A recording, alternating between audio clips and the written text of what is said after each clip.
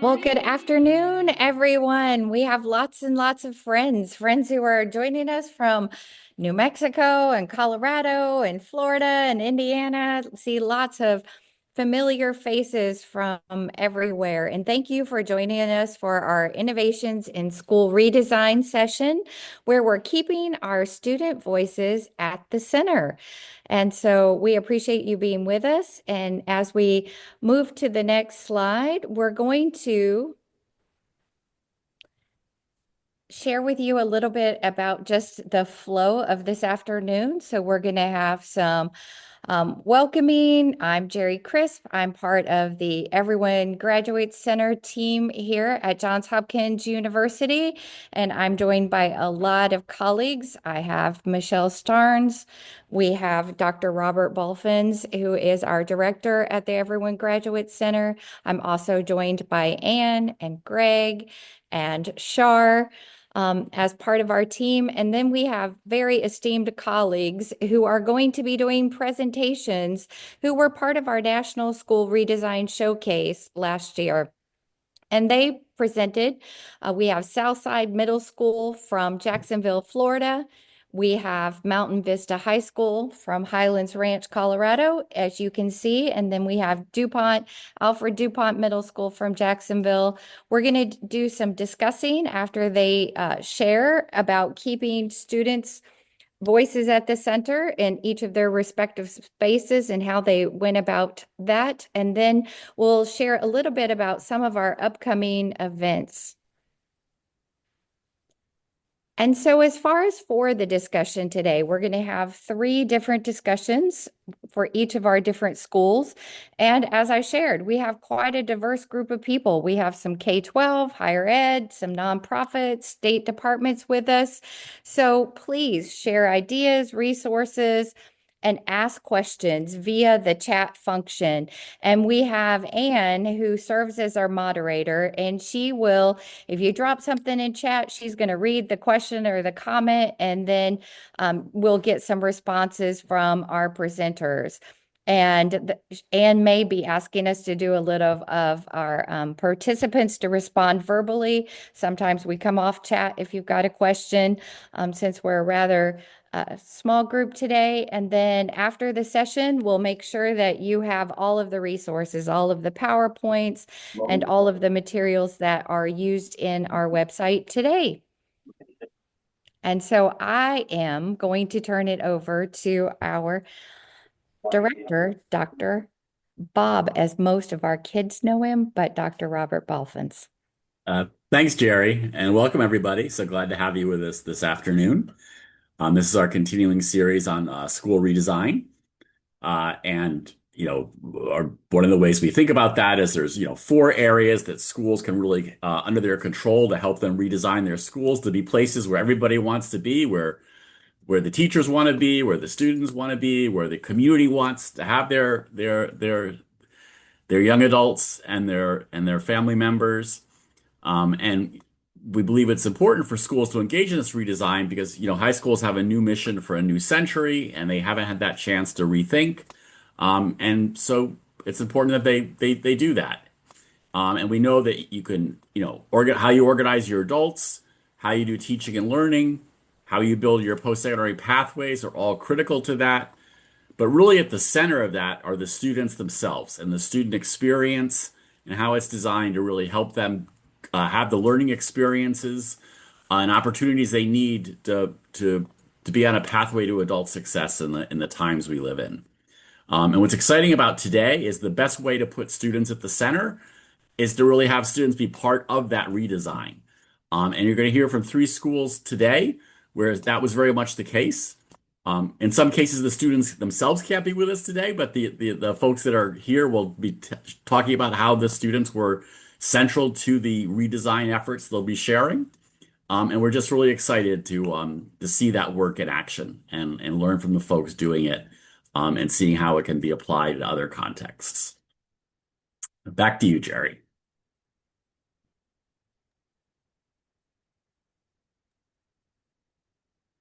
And so, as we're going to kick off with Southside Middle School, and our presenters are each going to be sharing their own screen. So, what you're going to find is they're going to talk, as you can see on the screen, about nighttime, and they are the nights. And so, capturing the student perspectives. And what was fun with this particular project is the students were actually in the classrooms, like they were in the classrooms gathering data and observing in classrooms. So I'm excited to introduce Jenny Crady. She's the former principal at Southside Middle School, and Jackie Bolito is still at Southside Middle School. So I'm honored to have them presenting, and I won't take any more time away from their presentation. And I think they're the adults that are presenting today. I don't see any kiddos with us there from Southside. No, thank you so much for the introduction. I'm going to just share my screen real quick and then we will get started. I got too many tabs already.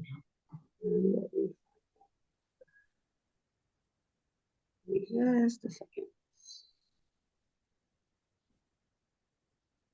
Everything's showing except the window I need to show. Okay.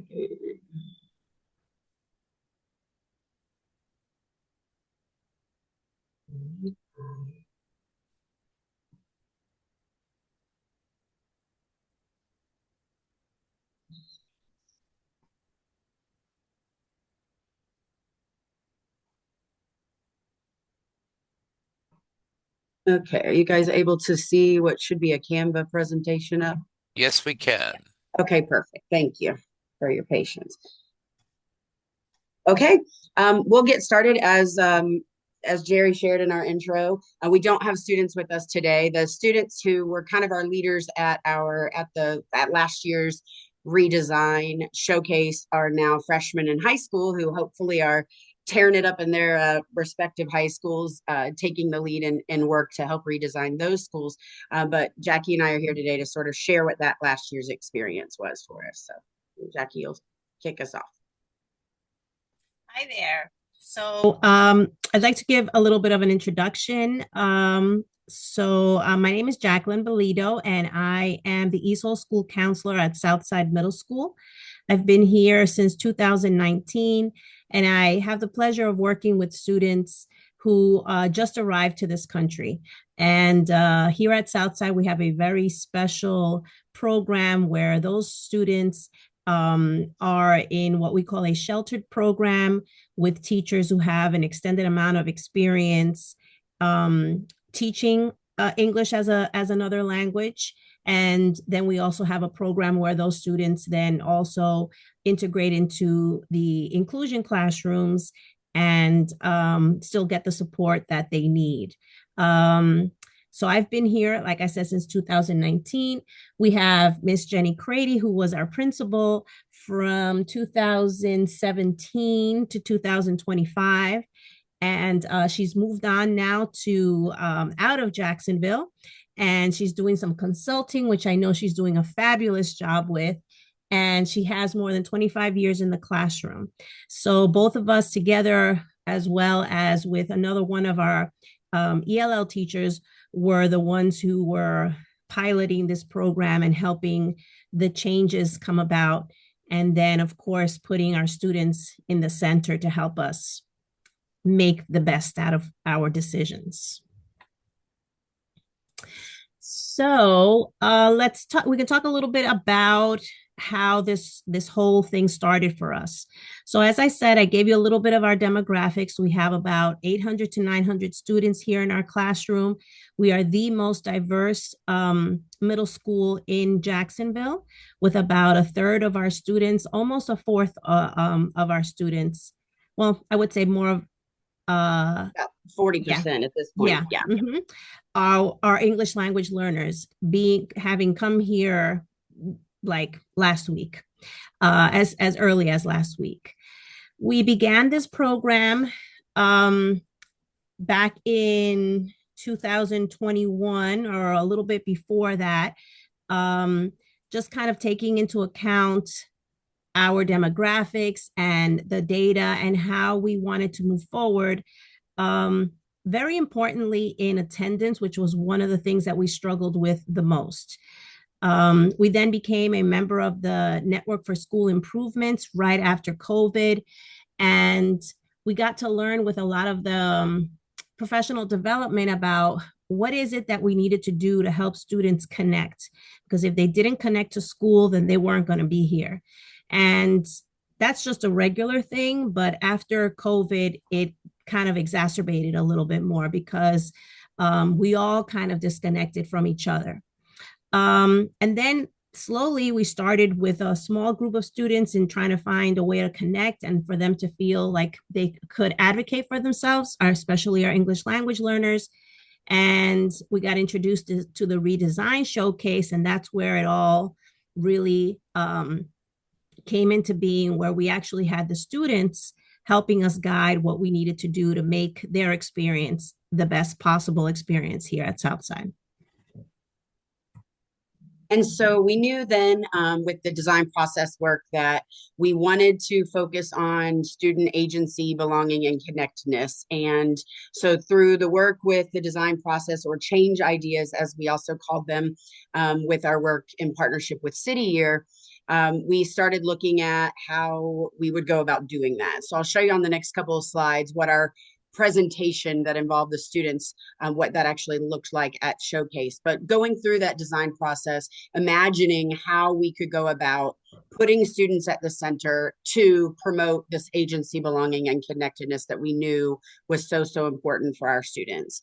And initially we did struggle a little bit, wanted to be fully transparent with the process and our lessons learned through that, with what metrics we would use to be able to support our success, or allow us to take a step back and see where we needed to make some tweaks in our execution. And so we did focus on, as Jackie said, looking at how it impacted attendance, behavior, course performance, but we also needed some real process measures that would help us just truly understand how our students were feeling, not always the bottom line of how it was impacting grades.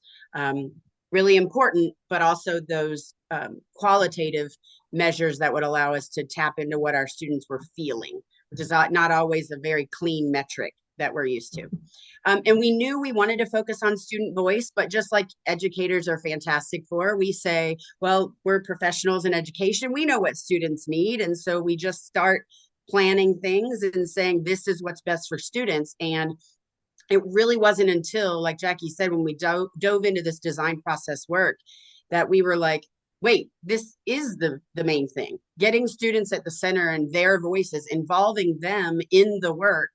We can assume as adults all day long about what is best for students, what they enjoy, but until we actually involved them and they visited classrooms and got more involved, that became the main thing. Their voice became the most important. So you'll see on just this slide and the next two, I'll kind of go rather quickly, but this just being the design process. So we went through the systematic approach to the work to redesign and say, how can we take the information we have, the context of where we've been and where we're trying to go, and spend some time, like in step 3, imagining how do we go about doing this, and then creating, which what we did was create our nighttime, as Jerry said in our introduction. As the nights, we started a daily homeroom class that was not a part of the scheduling model and was not a part of the district scheduling model, and pulled out some time from each instructional block to create a daily homeroom class that could focus on building on the social emotional learning and resiliency education work that we had already started post-COVID, but based on our interaction with students, their survey feedback, that was the stuff they were craving. They needed more of that connection. While we know that the reading, writing, arithmetic, and all of the things we do as schools is super, super important, students feeling connected, we needed to be more deliberate about how we would go about providing that time and the resources, and quite honestly, the lessons to allow students to thrive in those environments. So you'll see our design process here. And then on these next 2 slides, really just shows some visual artifacts of each of those steps of our design process. So you'll see some snapshots of survey work. You'll see the developing things that we had done under step 2 in the past to promote connection. You'll see like in the middle of the screen here, our Knight's Oath, the fact that we had embedded calm classroom instruction, a lot of things we had already been doing, not necessarily through redesign work, but just in what we do for continuous improvement every year in schools. Then you'll see some more walkthrough tools and our school improvement planning, so that, we definitely went about doing it in a very strategic way.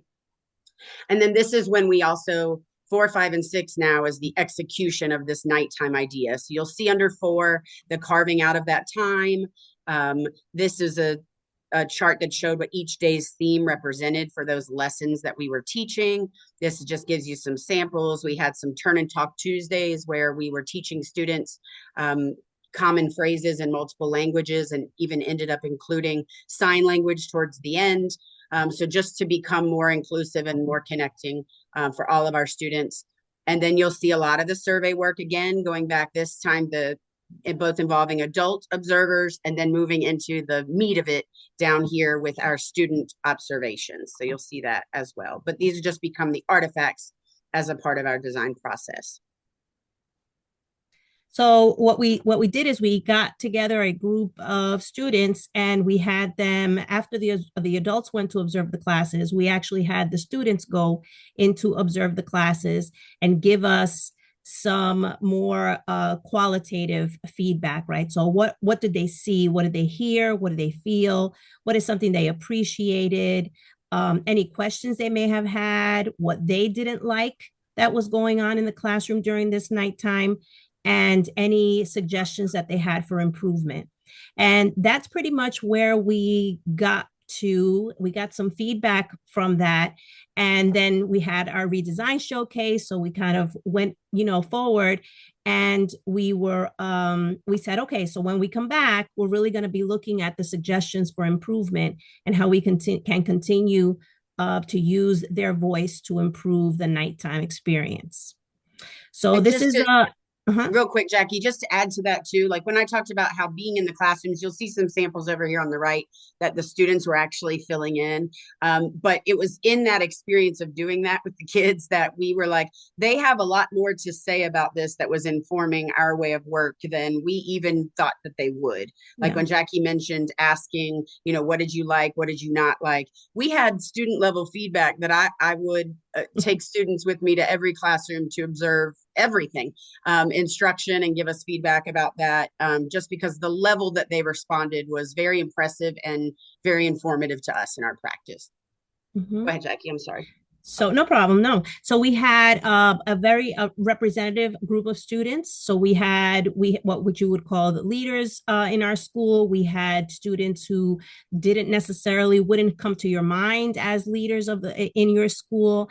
And we also wanted to include our English language learners that had just moved from the sheltered program into the inclusion program, because they had enough English to be able to participate in those classes, but we wanted their perspective as to how they could, what their experience was. So we can move on. And then, like Jackie said, then we brought all this to showcase. And while we had already put students in the center with getting this feedback, then of course we were able to bring 2 of our kiddos with us. You'll see in the picture with just the boys on the bottom right, that's Jeremiah on the left and Tariq on the right. And so while we were only able to bring 2 students with us, that showcase and being able to participate in that really just was one of the highlights of my career, to be honest. It was an opportunity for now us to put student voice on full display. And while the boys were nervous at first, they literally listened to the 3 adults that you'll see, myself, Jackie, and Mr. Wise, who joined us, like kind of with one of the very first early morning presentations. And then they literally were like, okay, we got this. We don't need you anymore. You could be here if they ask questions that we aren't quite sure about, but let us do this. And so literally it became an opportunity for us to see this student voice on showcase, in full display, and it was quite powerful and impressive. And there were lessons learned all the way around for us as the adult professional educators with years of experience, that, you know, there is no, as we tell our kids, arriving, because we learned more from our students and the students that participated across the country in that showcase than we could have ever taught. And so that was amazing for us. And also participating in showcase provided us with opportunities to launch lessons for these two boys, particularly that represented our group, for life. Now, like I said, they're off in their respective high schools in leadership roles and taking that experience, you know, with them as they go to do that. So just wanted to share, because that was something that we were so proud of. The boys literally doing the work. You can see in the pictures, they were presenting and sharing what we were doing with nighttime, their views of how it was working, what challenges there were. It was very honest work in what we saw. We knew coming up the following year, and we'll talk about that here in just a minute as we wrap up, that there were going to be some additional changes moving into the next school year that might impact our ability to sustain this work. So we can redesign it for a year, but then what? We're always in this cycle of continuous improvement. So just wanted to have the little slideshow of not just the showcase, but then jam packing in that weekend, the opportunity for the boys to experience DC. For one, it was his first time on a plane.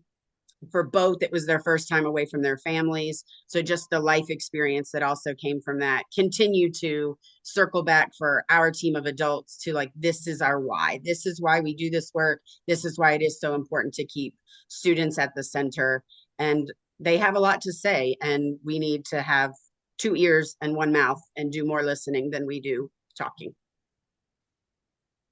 And so we come to the end of the year. We again circle back to using those process measures, building on the process measures, but now looking at some more concrete outcomes, with surveying our students about how did the nighttime experience impact that agency, belonging, and connectedness, and getting data that we could obviously move from qualitative to quantitative to see, looking at students to see, did we have improvements in those areas of attendance, like Jackie said, where we wanted to set out to improve. And then, like I mentioned, change. So there was a lot of change that then was coming. My decision to transition, to move closer to my family and move on to something different, was a big change. And it wasn't just me. So it was, prior to that, in school leadership or administration, it was myself and 2 APs, and both the APs have also transitioned. So now Southside is under brand new leadership, brand new principal, 1 assistant principal position. And so new there. And then also other change in that our city year grant years for the network of school improvement, which kind of was the connective tissue, if you will, to us and JHU and Everyone Graduates Center. That grant was expiring. So again, how would this work be as deliberate as it had been? And then a change in school scheduling format that we were not sure was going to leave time for a nighttime. As much as the students and teachers responded positively that they wanted it, we were moving to a 7-period day, shortening the instructional periods, and wondering how can we continue to now invest in nighttime as a redesign idea that worked. So we jumped all those hurdles. We did. And thank you, Jackie, and thank you, Jen. As we're finishing up, we've got like 1 minute left. Okay, so we did jump those hurdles, and we have been able to survey the students who have given us ideas now to include in our nighttime lessons, and we're really seeing more involvement in students. Our attendance rate has improved slightly, but it has improved, and we're currently doing a nighttime attendance challenge that we started in December. And the students are very excited about that. So the next step is involving students in the actual planning and possibly even facilitating of our nighttime lessons.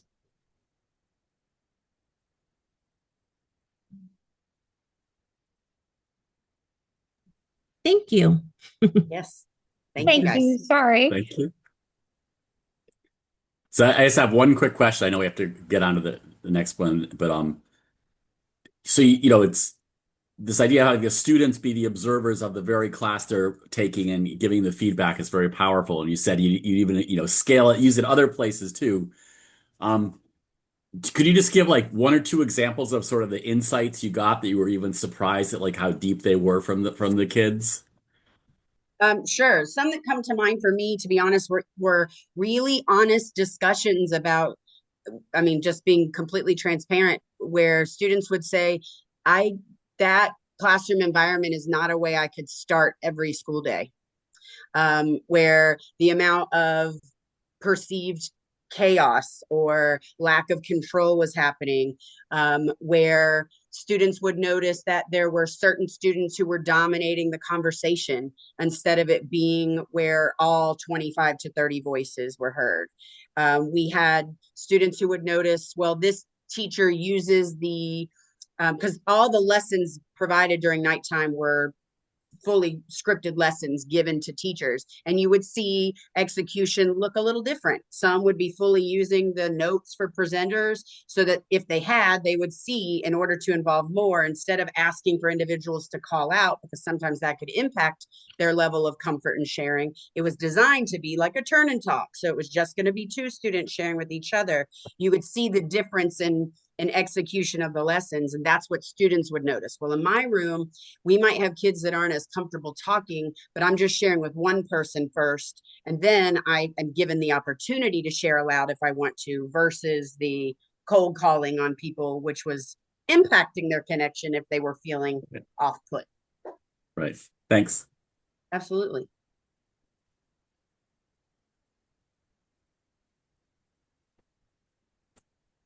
And we also got insight from the English language learners. The English language learners, 3, 4, 5, 6 years down the line, they do a lot of nodding to let you know, to make it seem like they understand, but it's not necessarily true. So they were able to let us know, like, what are some of the things that we can do. So actually this year, I've implemented in the lessons more like sentence starters and things like that, a little bit more scaffolding, so that we can actually meet their needs a little bit more, so that they can also feel comfortable in participating. Because that was one thing that would happen when you would see the observation.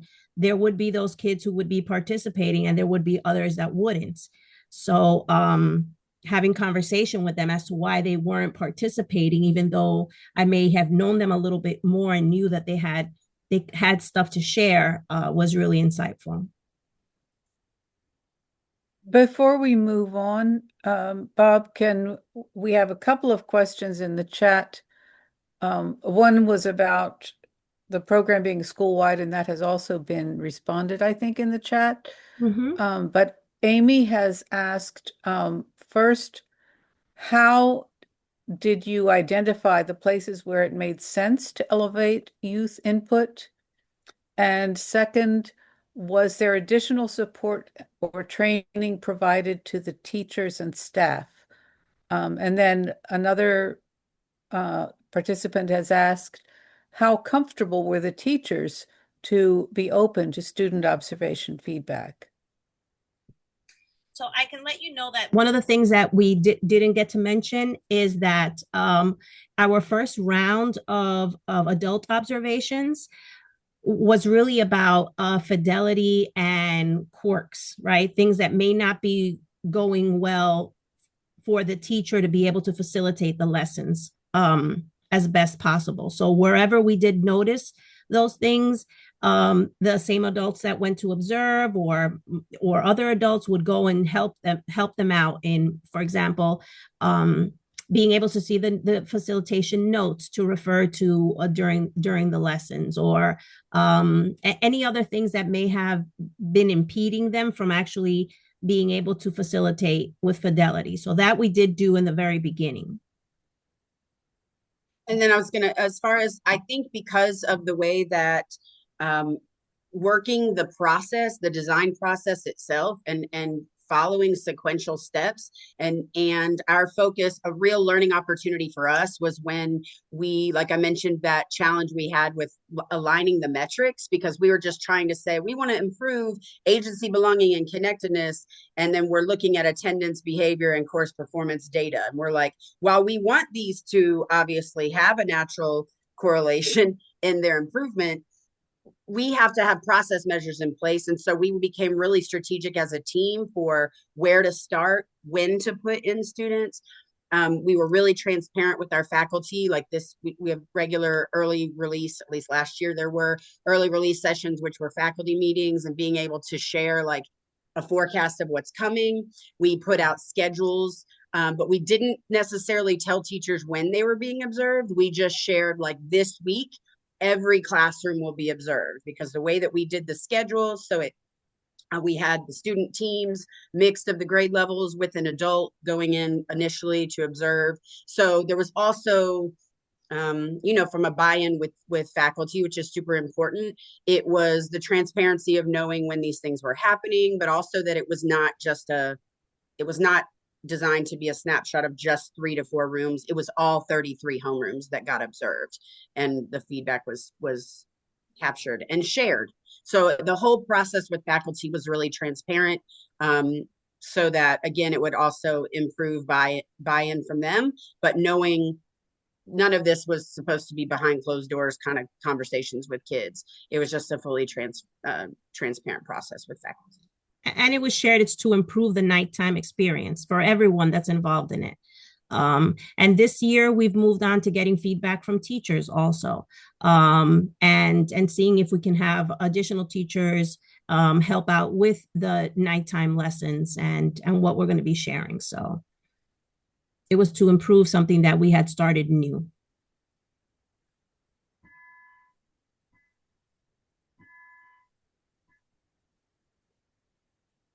Thank you both, Jackie and Jenny. And I know that there are still maybe some questions that are in chat that you can answer in chat.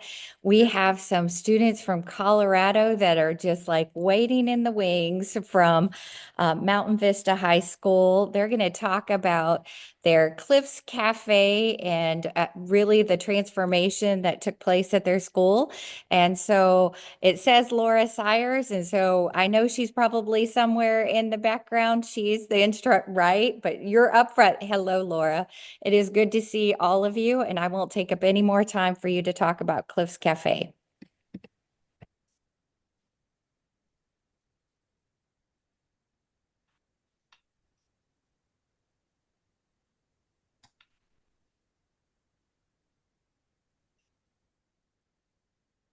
Laura's camera, you need to unmute.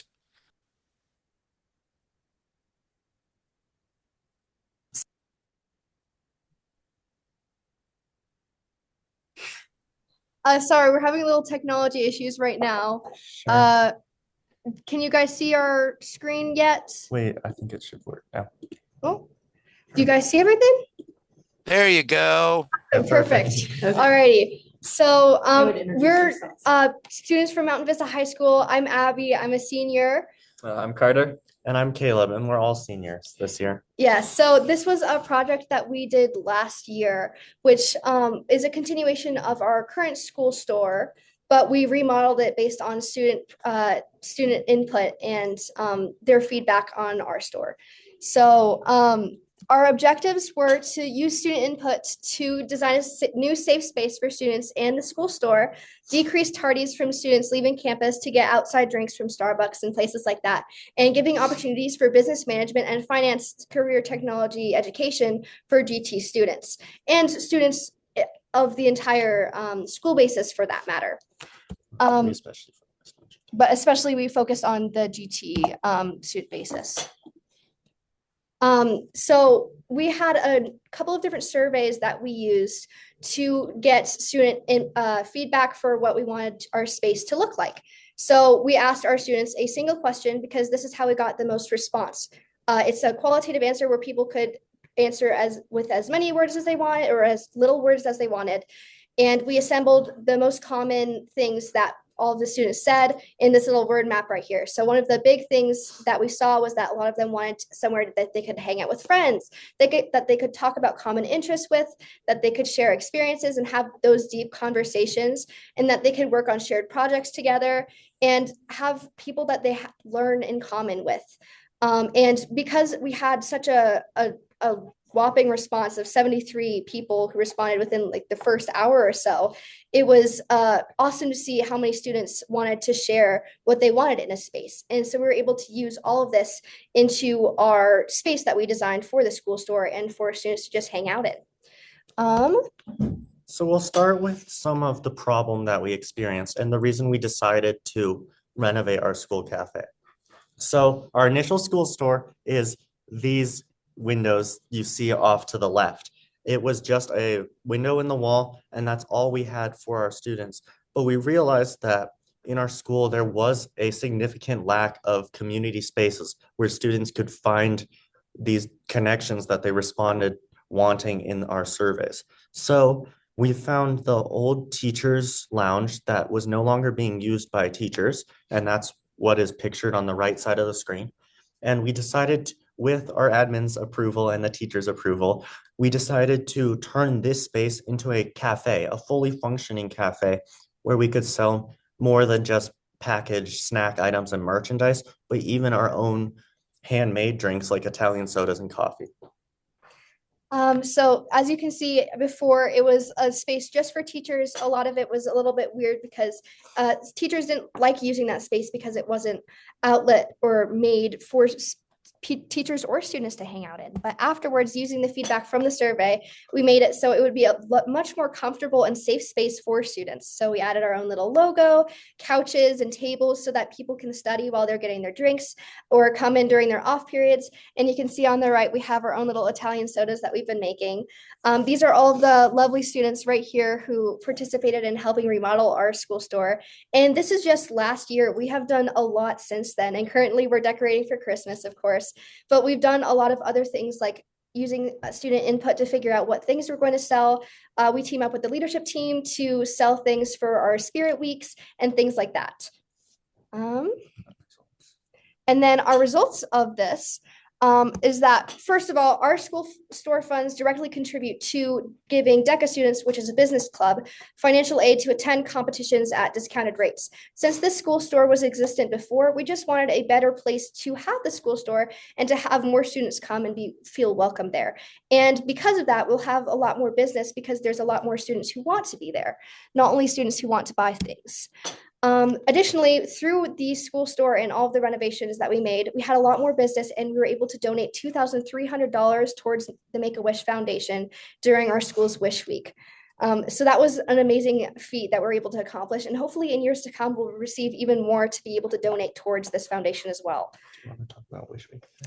Yeah, and I can go a little bit more on Wish Week. So our school does this event called Wish Week, where we partner with Make-A-Wish Colorado, and we raise money for Make-A-Wish through our school. And every year we're able to raise the most money in Colorado out of any of the schools. I believe last year we raised almost $220,000 as a school to go towards Make-A-Wish Colorado. And as part of the school store, we're proud to have been able to contribute $2,300. And this year we're hoping to aim even higher, hopefully getting to $3,000, $4,000, and even maybe $5,000 going towards Make-A-Wish just from school store profits alone, as all the profits we make for that week go directly towards Make-A-Wish.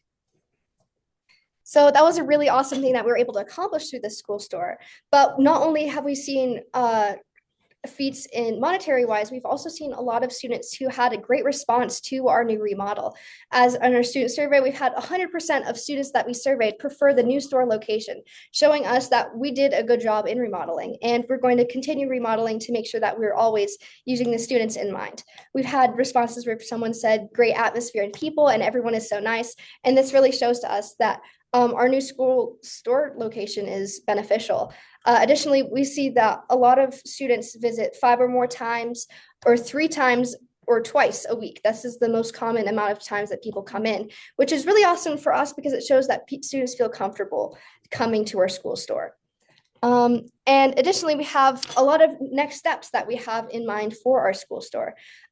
We want to have the next generation take over from us being seniors. So we have a couple of different plans for them so that they're able to enhance our school store from then. We want to apply for the Colorado Perkins CTE grant. We want to upgrade our store to better suit student preferences. And during the next coming years, remodel it a little bit further so that we can have a lot more students be in that space. We also want to introduce a lot more handmade coffee drinks and be able to train our employees who work there to make those drinks and hopefully have better experience in the workplace in that sense. We also want to utilize more of those same student surveys that we had with the initial one so that we understand how many students are actually benefiting from the school store and the new expanded space that we would have.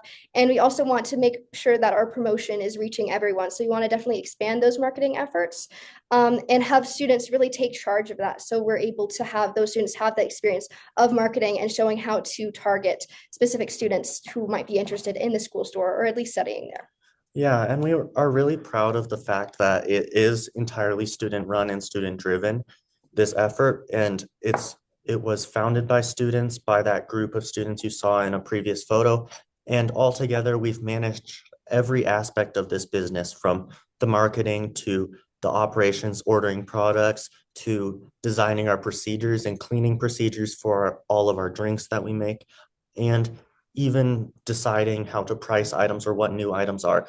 So we're proud of the fact that this also offers real world business experience to our school store, in addition to having student-led efforts to make it an inclusive space within our school community.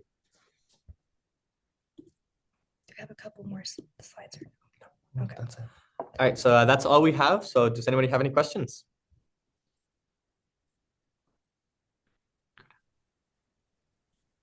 Here's a good question. You were hoping to impact attendance and tardies. Do you have data or results that reflected a change connected to that hypothesis? So while we didn't collect specific data, we also noticed that a lot of teachers that we talked to told us that a lot of students were actually going to the school store for maybe 5 minutes during their break times, and that they would be able to come back more productive and with drink in hand, rather than showing up to school later with Starbucks and things like that. We're able to keep them on campus, and that allows for better participation. And even though it's a small little break, that actually enhances their learning. So while we weren't able to collect specific data, that's what we found from a lot of teachers who shared their feedback with us. Yes, teachers have overall been very enthusiastic with our store and the transformation of the space, because as we said, most of them didn't view that old teachers lounge positively either and preferred their individual department lounges. So that's something that we've gotten a lot of positive feedback on. And while it's qualitative, we can also look into seeing if there's an actual measurable difference. Well, the teachers are not the only ones who are enthusiastic. I don't know, as you're presenting, you might not be able to monitor the chat, but you have a lot of very congratulatory comments from the participants here in the meeting. So thank you so much. Well, thank everyone. Like, we really appreciate it. And it's great to see that we have a resounding positive response to this as well. And we want to be able to lead other schools in doing things like this very similarly, because we understand how a lot of as high school students, as we know, are able to benefit from this space. But also in other schools as well, middle schools, maybe even elementary schools, that might be a positive experience for them as well. Getting that work experience, not only that, but also having a little place where they're able to hang out and feel like an adult a little bit. Okay, so there was a question about what a typical work day or shift looks like. So at our store, it is run by students, like we said, and it's a class that students take. So they sign up for this course, and then for that one class period each day, they will work their shift in the store. And we additionally also include our special needs students in the school store, because recently our district stopped funding the buses that take our special needs students to their workplaces, as is required by Colorado state law, that they get real world work experience.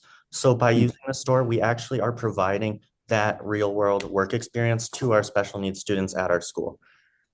We also utilize a student handbook that basically allows us to go through all the things that our employees need to do. For example, in the mornings, they're able to turn on all the lights, make sure that all of the counters are cleaned, all the chairs are pushed in, and things like that. And we have a whole list of what employees need to do every day. And throughout the semester, we also have little employee evaluations where the managing team are able to evaluate their employees on how well they're doing, what they can work on, and what they're doing great at. So just one quick question that have you or do you have any thoughts on like other types of real world work experiences kids could do in high school beyond a store? If you were to expand this to other opportunities, do you have any thoughts on what those might be? Well, there are a lot of different industries that one can go into. I know at our district, we also have the legacy program, which allows us to have a lot of career experience in technical fields like engineering and architecture and aviation, where they're able to work specifically on things that pertain to that. And that's a really good opportunity if you have programs like that. But we understand that those are super expensive and not as student led because it's more of a class that is to be taken and has a set curriculum. But for other like opportunities that people can do outside of business, I think a great like opportunity is maybe like car washing if you have a lot of cars at the high school. So we could have people run a business in that sense. Any ideas of you two? One of the things I want to say is one of the reasons we chose a store as one of the things that we wanted to take on in this project is because of the multitude of benefits that it incurs, because this not only benefits the students participating in, but it also has great benefits towards the school community in general. Even if they aren't purchasing from the store, just having a space to hang out and be themselves and feel more comfortable in school environments. I think that's specifically why a store is so beneficial for a project like this, is because it comes with not just the benefits for the students running it, but also benefits for this community as a whole. Thanks. And we got a question in the chat that talks about how we would recommend implementing some of this student investment in schools that don't have necessarily the space or resources. So one of the things that we recommend is looking to kind of rethink about how you look at current spaces in your schools, because a lot of things we found is, again, that office was an underused teacher's lounge. And while some teachers may have used it off and on, resoundingly, it was an unused space. And I think most schools have spaces that are maybe unused or could be used in a different light. As we saw, there were some presentations last year that they reused they reused classrooms to make break rooms for students. And overall, there are a ton of different spaces inside of schools that can turn into comfortable spaces for students. It just takes kind of looking at your spaces in your schools creatively. And additionally, also taking in mind student input. If there's a student who makes it known to you that they don't feel a specific space is useful, or that they think that learning environment isn't necessarily the most helpful that it can be, using that input and keeping that in mind while you redesign those spaces is really important, especially for this entire project as a whole. Having student input in that is basically the center of how to make these spaces better. And you don't have to reinvent the wheel. Just asking someone might be the first step and can be a large first step. And we'd also like to mention that we didn't entirely replace the teacher's lounge. Some of our security officers and bus drivers still use the space, and we actually divided it into 2 different spaces because the room was so large. So we still have a teacher's lounge in the back of the room behind that merch wall that is in some of our photos. So that actually remains a teacher's lounge, and it can still be used by departments if they want. So you don't always have to take over the entire space or replace what was there before. Like we said before, it is redesign. You can make the space better for not only the students, but also for the teachers who live there. Yeah, and again, one of the big important things about that is that the teacher's lounge was underutilized, and even as we've shrunk it, we have not found any issues with teachers needing more space, and we've been able to use the space both for student and teacher benefit.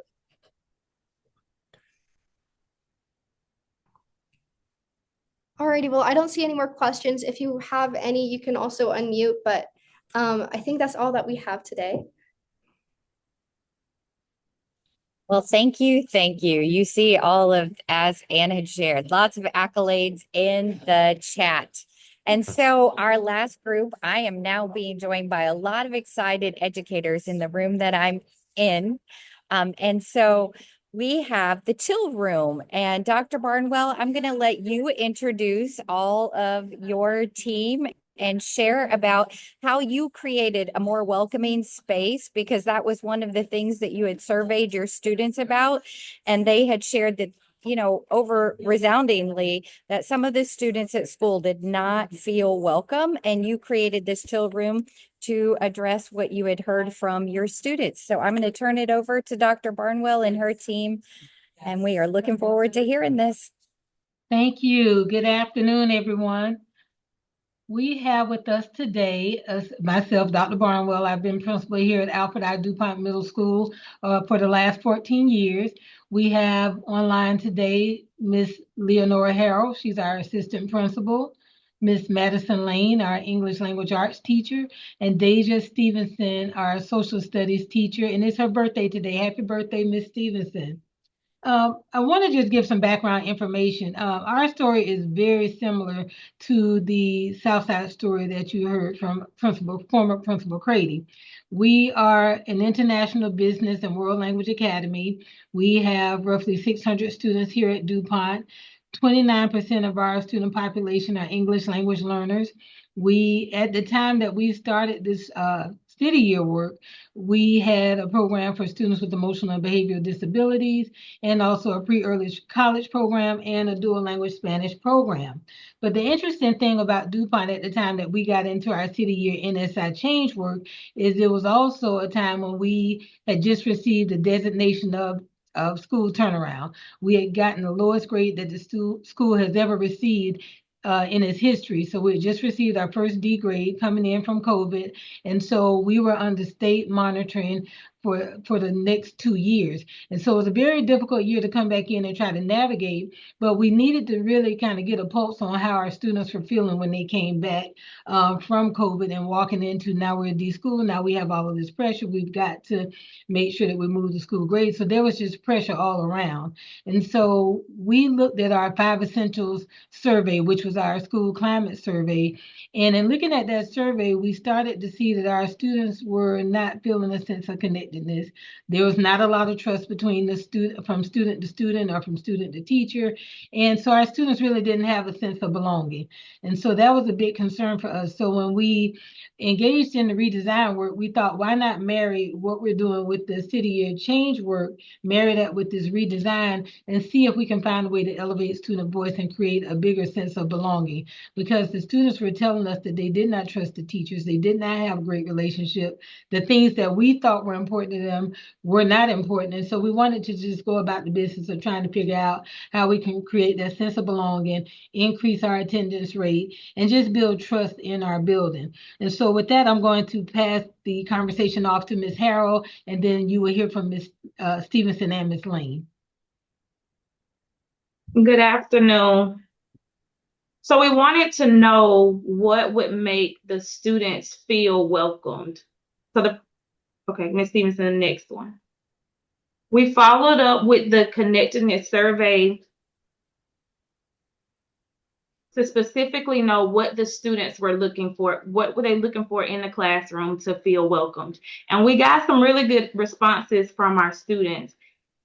And we have them on this slide. They were looking for a classroom when they walk in. They wanted posters on the wall. They wanted their teachers to they didn't say small group, but it was more so of help them with things that they weren't good on. A clean classroom, a good teacher, a safe environment. They wanted engagement. They wanted routines, good student behavior. Go ahead, Ms. Stevenson.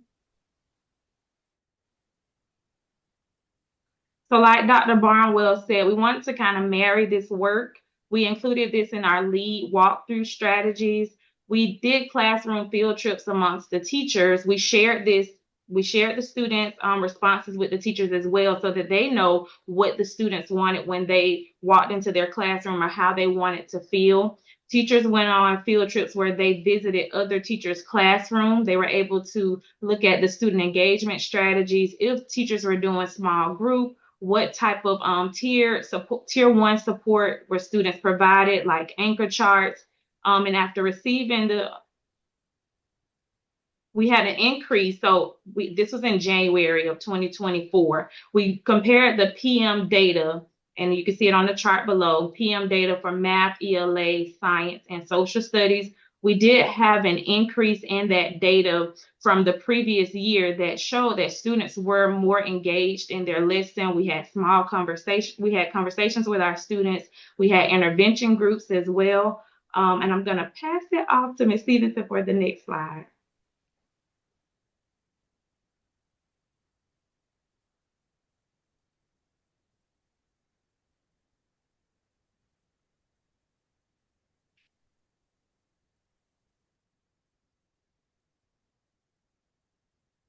Sorry, I was having technical difficulties. Couldn't figure out how to turn the volume on.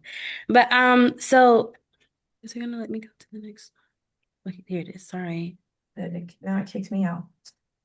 Okay, so how did we solve our problem? So to address the problems that we were having with the students feeling having them feel more welcome in the classroom, last year we did a conference week with our 8th grade students from my classes and other teachers in my cohorts classes as well. And we selected a group of students, some of them leaders, some of them not leaders, to help us get to I'm sorry, give me 1 second. To survey the other students, so the 6th and 7th grade students, to ask them, hey, what are some things that you want that makes you feel more welcome? What are things that you want to see change within your school culture here at DuPont? So, sorry. On to the next one. So what we came up with was the chill room. So the students did come up with this on their own because I told them this is your project. You are doing this. You're going to be the ones to go out and do the surveys. So they created the surveys. Miss Lane also helped create the surveys as well. She did kind of detail it and tweak it. She kind of detailed and tweaked this for the students. And we did survey my 5th period class and other students as well. Throughout our school, what are some things that they want to see within the chill room? And the chill room is like a room for them to go during school, before school, or even during their lunchtime, a place where you can hang out and get tutoring from teachers, or even as a reward system as well. So these are some of the things in our graph that the students want. Video games. So there are video games in there. I did get some donated PS4 games. I'm looking to get a Wii soon for the students. We also, because one of our issues was when the students can go to the chill room. So we're still working on the tweaks of that because we are on a 50-minute schedule. So we are trying to figure out how can we get the students in. So as of right now, it is more of on a reward basis for the students. So right now we can do it for if they do great on their DMAs or PMs for the students, or even if the teachers just want to reward his or her class as well, without it having to be about test scores or anything else. So bringing our vision to life. Bringing our vision to life is what we wanted to add into it. So, which is our class idea. So we added a few features, which again was our the donated PS4 that we got. We bought some LED lights to go in the room, a rug. We fixed the room around. We also created, Miss Lane created she's right here. She created a donors choose page for the students, for us, so we can get things donated from people within the community for our room. The donors choose page is still also open if anyone wants to donate. And there's the Pac-Man in there too, or Yeah. like the NBA. We've got like stand-up video games too, like the arcade games. It's very cool. Yes. And then move on. So we did use a space that was already in our school, and we redesigned the room. So these are some before photos of the room. These are some of our after photos. We did change the room around again, the LED lights. We did get donated PS4, the children in the background playing the video games as well, because those are the video games that were in the room prior. And this is our redesign team. Our 8th graders are no longer here because they are in the 9th grade. But this is us. We did get to take one of the students with us, and then at our redesign at the conference as well. And I think that's pretty much all I have. Yeah. Anyone has any- I do want to add, I think for us, even beyond having a physical space for our students to uh, collaborate with their peers or to just have a place that they can unwind and just have a great time. It was more about the process for us, giving them an opportunity to elevate their voice, to be able to say these are the things that are important to us. And I think they really appreciated being listened to. Now, what I will tell you is that at the end of last year, DuPont was recognized for having a 19% increase in our daily attendance. And so that's something we're very proud of, and we're actually flying that banner in front of the school right now. In addition to that, I think we've continued the work of giving our students an opportunity to speak and tell us about those things that are important to them. And so we've extended that work through having our anti-bullying campaign, and we've also started a peer-to-peer mentoring program. And so we're really excited that our students are engaging. They want to talk to us, and I think that was huge for us. And we are no longer in turnaround status, so we were able to create a space where our students feel nurtured. They feel like they can connect with their teachers and their administrators, and so that's something we're very excited about. But again, I think it was more important to involve them in the process as opposed to, yes, this room is here now. Now, what else can we do next? But having the kids to lead and drive that work. And I think that's it. I agree. It was very much so. I'm sorry. It was very much so about the journey getting there. You know, the destination is beautiful, but it still is very much so about the journey. And, you know, I want to build on what Ms. Stevenson said about how this room is still evolving. It's still a very young project in our school. And again, the students that designed it last year, now they're all in high school.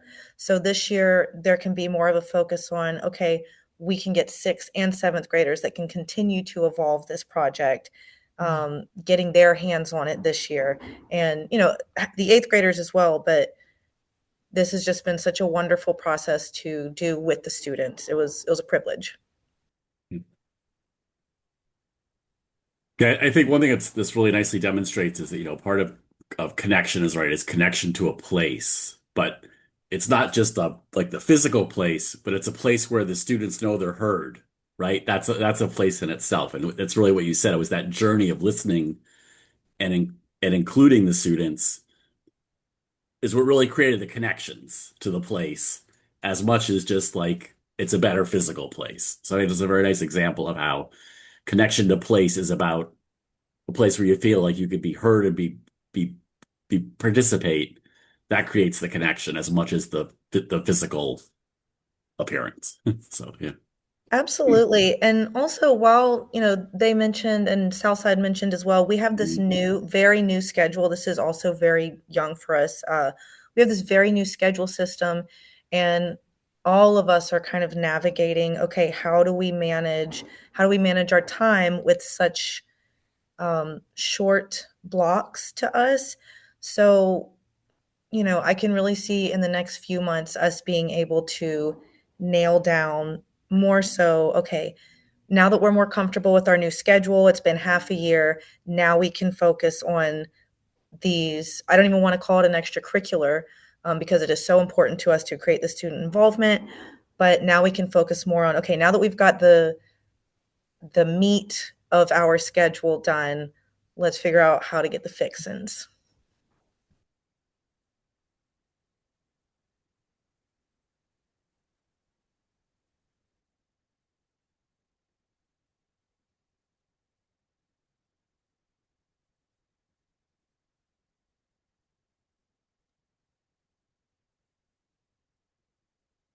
Well, thank you, Dr. Barnwell. Thank you, everyone, for allowing us to hear about the chill room. I do think, and that we just had something drop in chat, though. It talks about loving the idea about the student spaces, and Tasia has a bit of a practical question for any of our presenters here at the Chill Room. How did you balance like students utilizing the space during the school day without skipping class?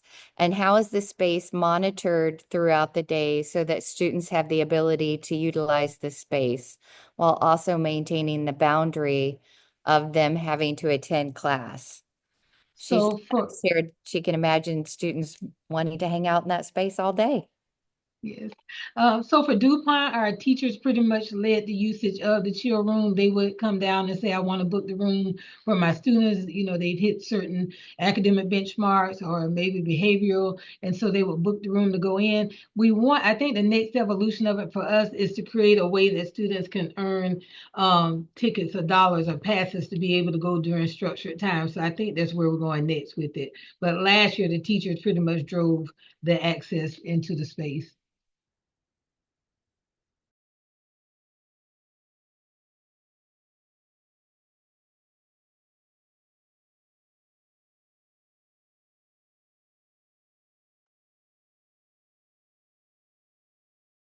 Then I will just say thank you to each and every one of our presenters today. We heard you all hold just a very special place in our hearts, and you could see that just in the pride that each of our students and our teams had when they attended our National Student Redesign Showcase. You do. I see Michelle shaking her head there and Bob smiling really brightly. You really do. You have this EGC team right. You're holding us in your hearts. And so thank you, each and every one of you. Thank you for those that have joined us. And then we have just a couple of slides to share some upcoming events.